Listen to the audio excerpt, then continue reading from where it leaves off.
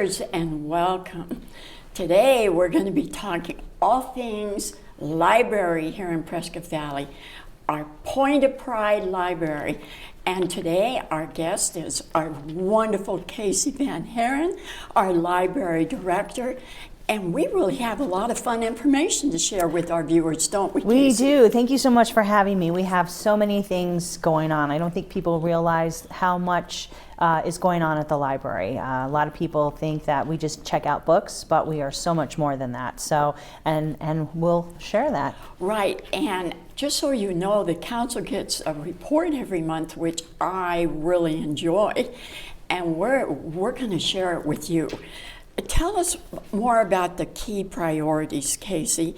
I'm so excited about the Build Bright Futures. Let's talk about that a little bit. Certainly. So part of the Build Bright Futures, last year we went out and did community conversations. We wanted to go out and find out what the community needed from us.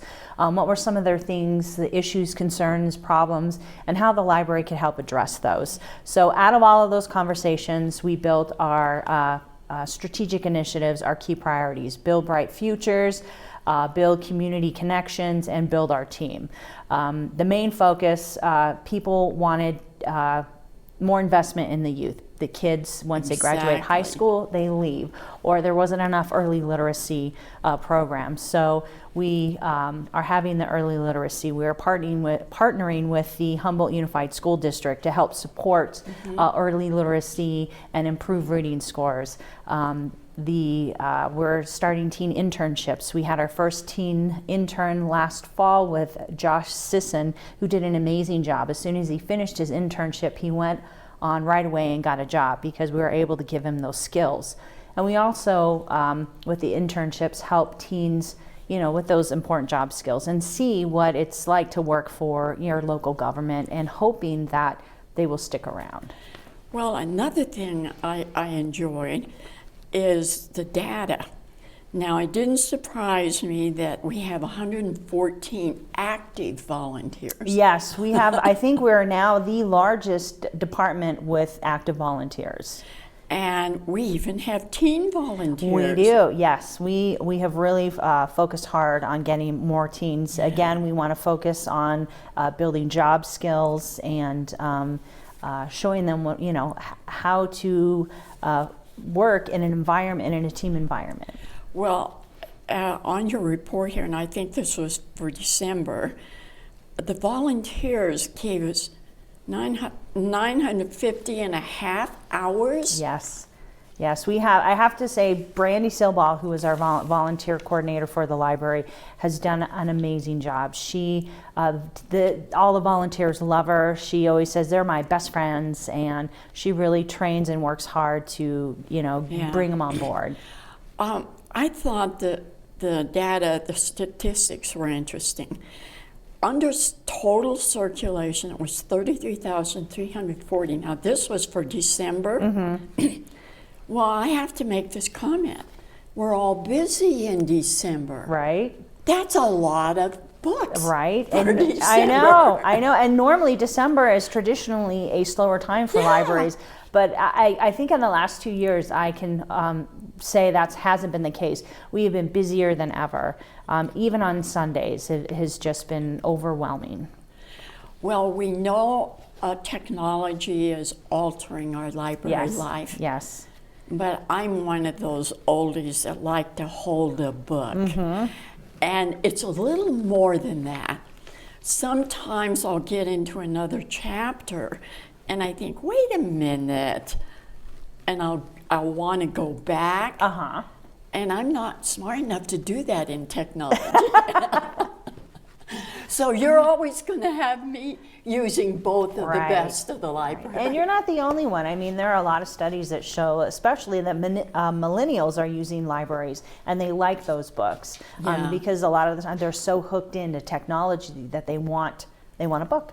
Yeah, exactly. Yeah. Let's see, what else? even children checked out 4,767 books Yes. in December. Yeah, and it's wonderful for our town of Prescott Valley. I mean, a lot of, we're known for, we're a retirement destination, but we are bringing in families left and right, and I see young kids using the library all the time. So let's share with people why it was important to be open on Sunday.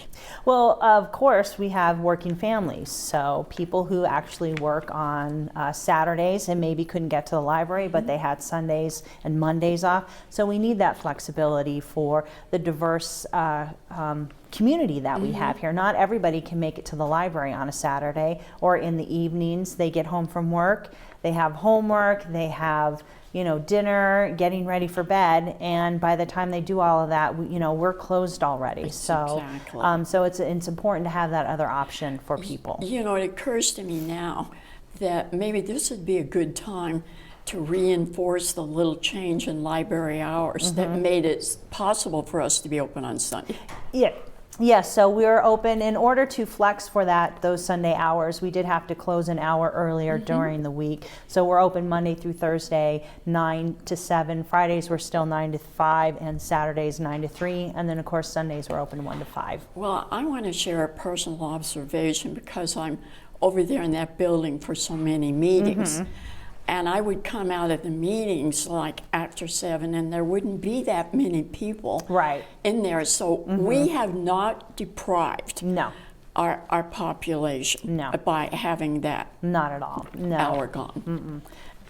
I wanted to make sure my observation was accurate. Yes, and especially, even prior to opening on Sundays, when I worked in the evenings, we would shut, it was usually by 7:15 things were really slowed down. And we maybe had a handful of people in the library when we closed at 8 p.m. So the few that lost that hour, the many gained it on Sunday. Exactly. Yeah. Sundays, we've have anywhere from 260 to 400 people coming in on Sundays. So.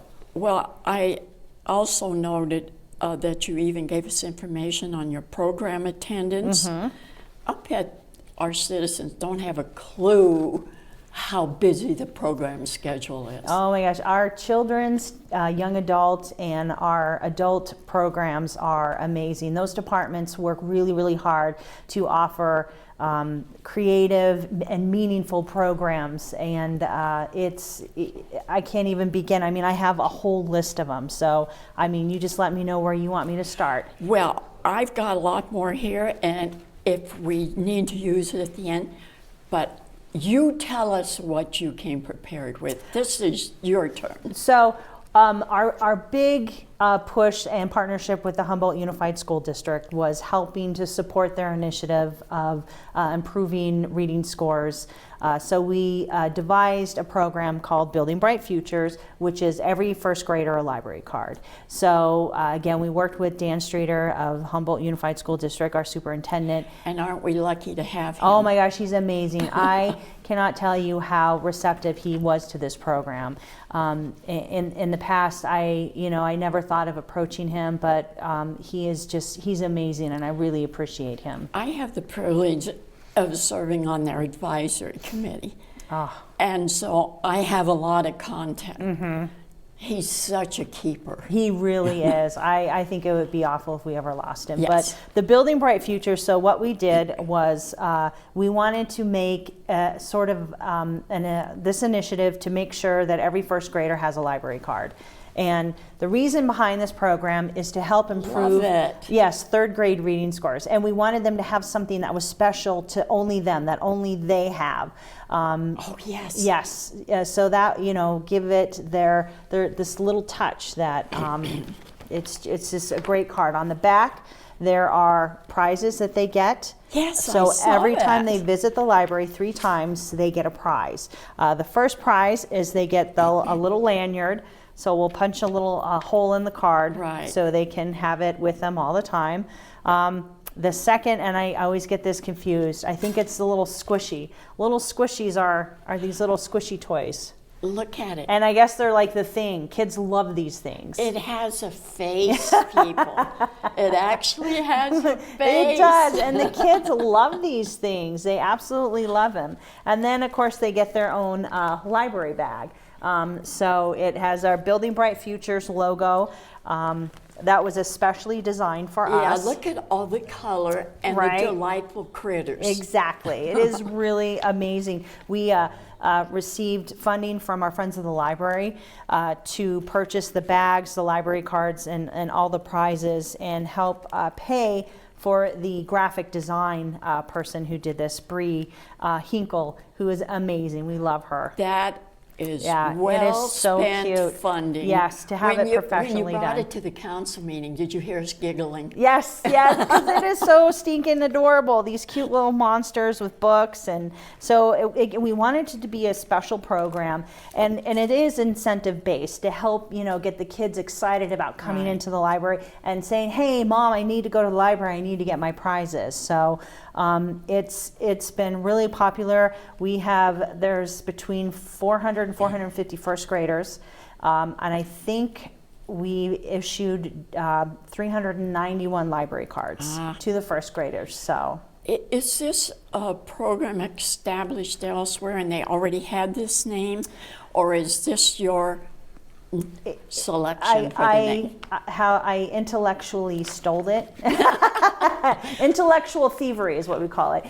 From the prior organization that I worked for, they did something similar to this, Well- but we called it Building Bright Futures. It's so properly inspirationally Right. named. That's why I was curious. Yes, and again, it's about helping, supporting the school district and improving third grade reading scores, because we know if kids, by the time they get to third grade and they have low reading scores, that determines the success for the rest of their life. I have a cousin that calls me a library fanatic, Good. and those are all the reasons Yes. that I am. Yes, yes, it's so important to have kids who are ready to go and to read. It really does determine their Absolutely. success in life. Absolutely.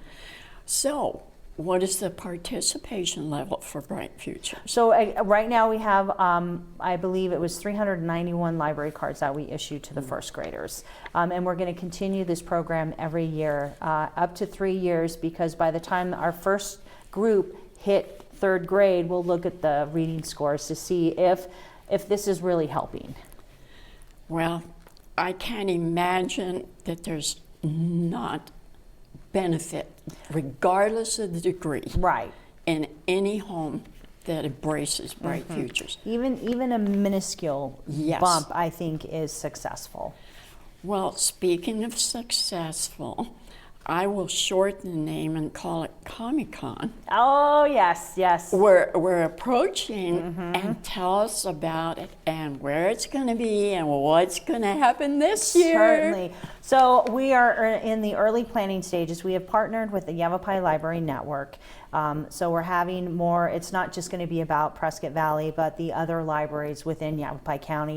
We're all Excellent. partnering because this event has become so huge that we cannot do this by ourselves anymore. It's just really overwhelming. I think we had over 3,300 people last year in the library during this program. So now we've moved it over to the Prescott Valley Event Center. And Well, we had to be careful and say Finley. oh, Finley, yes, the Finley Event We Center. have to be Yes. fair about yes, that. Yes, so sorry. Yes, Finley. And Finley was a big supporter of it last year for us, too. Yes, I mean, they we had were. and we had a lot of great support locally in our community from so many businesses that I can't even remember half of them. But I mean, our business people love the library. They love supporting this event. So we'll be going out and asking for more help and assistance Good. with that soon. I'll have to tell you how I have a visual. I took a lot of pictures both times, and I have had it because my phone crashed and I lost it. Aww. In the races, Oh, yeah. I had a picture of Darth Vader Yes. and this little tiny tot, enveloped in Yes. the car. Yeah, the Mario Kart races. In the Mario Yes. Kart races.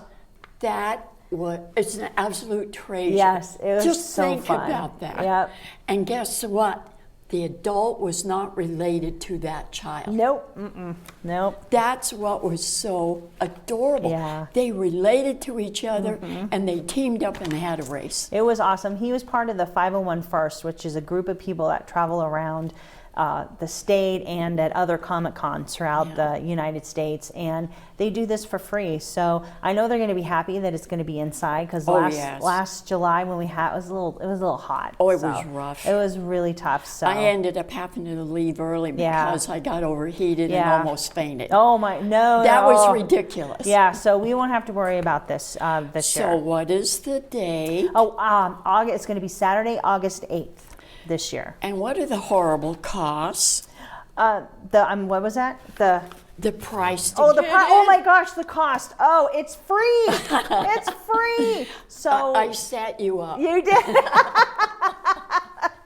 And I mean, and that's what's so wonderful. We libraries sometimes are looked at as social service organizations, Exactly. which because we're here to be the equalizer for the community. We want everyone to have access to everything, and it's all free. Yeah, that's the horrible cost, folks. Yes, the horrible costs. I'm known in this building as that being my favorite word, free. Free, right. And I mean, we're going to have vendors who, of course, are going to be selling things, but to get in, we'll have games. We're hoping to we'll have food. It's just the possibilities are endless, and we're really excited about it. I really believe that we already have a reputation. You have a reputation for this event. And the fact that it will be indoors will increase the attendance. Yes, most definitely. I mean, it's in the vet center and it's air conditioned. Absolutely. And it's free. So anybody, and it's a really family oriented event too, of course. Well, it definitely is. And it's a point of pride event for our library. Yes, and that's Shelby's legacy, our former teen librarian. Yes. She really set this up and set the formula for success for this event. Well, let's talk a little more about some of this data. Yes. Talk about materials cataloged. So I was intrigued by that. So we're also Jocelyn Joseph, who's our cataloging and circulation manager. We looked at the report and we noticed that there are a lot of strange words that people outside library land wouldn't understand. So we're changing some things up. So what materials catalog means are materials added to the collection. Okay. So those are the new books, the DVD, CDs, all of those things that we add physically into the collection and electronically. I'm not at all surprised by the computer usage. Yes. Do we have enough computers? We do somewhat, and this is what's so difficult is we want to add more, but keeping up with updates and new computers. So right now we've kind of leveled out right now. But yeah, people come in. A lot of people don't understand that we are still a rural community. Exactly. And rural communities, and some of the people don't have access to internet, so they come to our library. Do you think we need broadband here? Oh yeah, we have amazing broadband right now in our library. Because people don't understand that we have broadband in the library. Yes, we have lightning fast internet. Yes. And it's free. Yes. Again, it's free. That wonderful word. Well, for December, there were 3,282 people came in and used computers. Yes. Again, a very busy social month. Yes, yes. And you still had crowds. Oh yeah, and we have what's also amazing about the computer usage is staff. I can't even tell you how many times staff will go out and help people on the computers. They're just the level of skills that people have are very low, and our staff is very knowledgeable to help people with job searching, applications, Word, and all sorts of things. I mean, and again, the big thing too is the census. People here in the rural community don't have internet connections, so they can come to the library and we can help them fill out their census form. Well, I'm so concerned about the census that I volunteered to go do a commercial tomorrow on the radio at 9 o'clock. The library will benefit Yes. if we have an accurate census. Is that Yes. an exaggerated statement? No, that is not. That is, you've nailed it, basically. Right. It is very important. And again, libraries are that focal point where people can come in and we can help them fill out their census form. Right. So let's talk about our volunteers and friends of the library. Yes. You've got 114? Yes, I think we now have maybe the largest volunteer population in our own department in the town now. I probably told you this story, but I think our viewers will enjoy it. When we finally bit the bullet and built the library, it was during the downturn of the economy. Right. Mm-hmm. And we were desperate. So we built this fabulous building that needed a lot more library staff, Mm-hmm. but Oh, we yes. couldn't hire. Mm-hmm. And you're well aware, even though you weren't here then, that the staff in town hall Yes. came to the rescue. Yeah, yeah. And there's one fun story, I think, Casey, that you may have heard, but I know our viewers will enjoy. Our water manager, John Munderloh, is a very tall gentleman. Yes. He volunteered to work in the children's library. And we had to rescue him from himself. He didn't realize how far he was going to have to bend for hours yes, at you'd a be time. getting way down there on the shelves. Oh yes, yeah. So I want to take this opportunity all these years later to recognize and show the deepest appreciation for our Prescott Valley town staff Yes. that helped over that difficult time. Oh yeah. I mean, the library is an amazing place now, but they have that because of them. They were the foundation Yeah. that brought us up. So.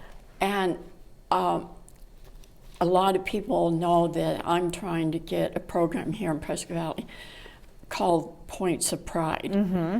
And our mayor will tell you that I've already indoctrinated him that the first point of pride will be the I library. love that. If I can ever convince that program to take place. Yes, that would be amazing. So, what should I highlight when I'm trying to get the Point of Pride program going? Oh my goodness. And I want the library to be the first one. What, maybe even one of your favorites in the library? Oh my gosh, there are so many. I think part of it is the partnership with Parks and Rec, is how they have the monthly display of all the paintings through the Prescott Valley Arts and I Culture know. Commission. That has livened up those black matte walls. Yeah, the austere Yeah, walls. yes, I like that. Very good.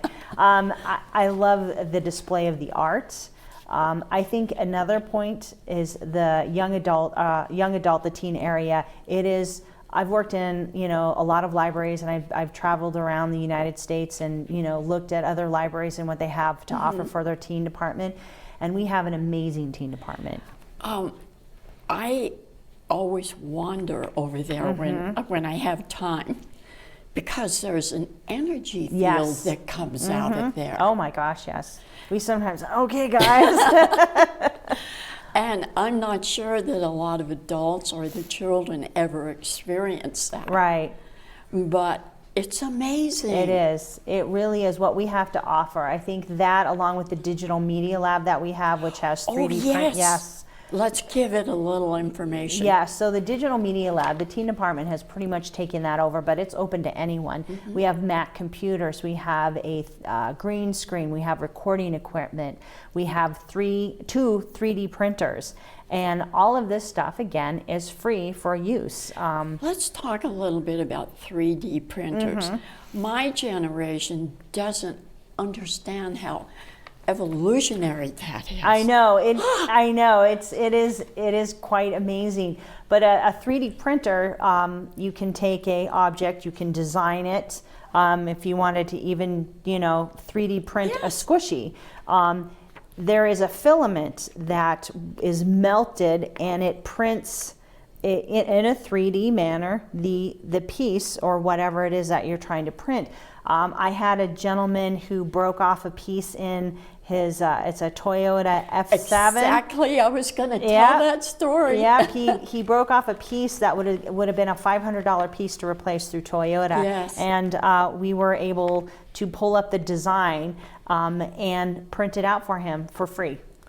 And it was just a little piece, I mean, I think, know. yeah, it was insane. But I mean, little stories like that. But teens come in and they'll make little, you know, the little Pokemon Go characters, or you know, little skulls or other interesting things that we've had to. Well, the application is even used in the medical field. Yes, it's amazing. And granted, ours is, you know, the little smaller scale, but it's great. You know, kids have come in and used it for their projects or school. Well, we're fast running out of time. Do you want to look at the viewers and send them a message directly from Casey Van Haren about why they should come in our doors? Well, again, go ahead and so libraries, you know, people think that nobody checks out books anymore. You know, nobody comes to the library, but every time I walk down there and I'm looking around, I'm on the desk, I work the desk. We have hundreds and hundreds of people everywhere. They're working on projects, school, they're on their computers. They're upstairs on the second floor studying. So libraries are more than books, they're a community center. Yes, our community center, point of pride. And we hope you viewers have enjoyed our conversation, because you can tell we're just really excited and enthusiastic about our library. And any one of you that haven't been in, you're missing out.